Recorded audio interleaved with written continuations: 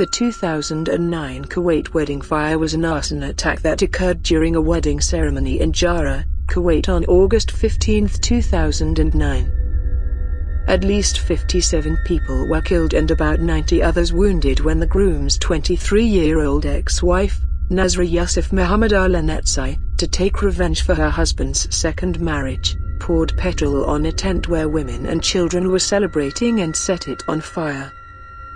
Within 3 minutes the whole tent, which had only one exit and did not meet fire safety regulations, was engulfed in flames, trapping many inside. It was the deadliest civilian disaster in Kuwait in the last 40 years. There was only one exit.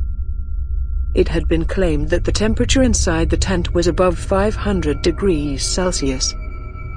Although Al-Anetsai recanted a confession she had given to police after her arrest, stating in court she had only sprayed the tent with cursed water, but did not set it on fire.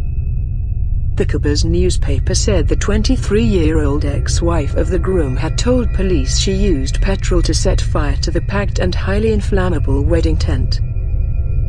The victims were all women and children because traditionally wedding celebrations are segregated along gender lines.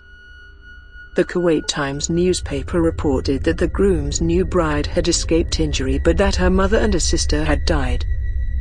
Some local newspapers have criticized the government over the blaze, which happened in the town of Jarrah, saying its handling revealed failures in disaster response planning. MPs criticized the lax official reaction to unlicensed tents being erected in residential areas despite the implicit safety risks. Most of the bodies were burned beyond immediate recognition, police said, and forensic officials were now working to identify the victims.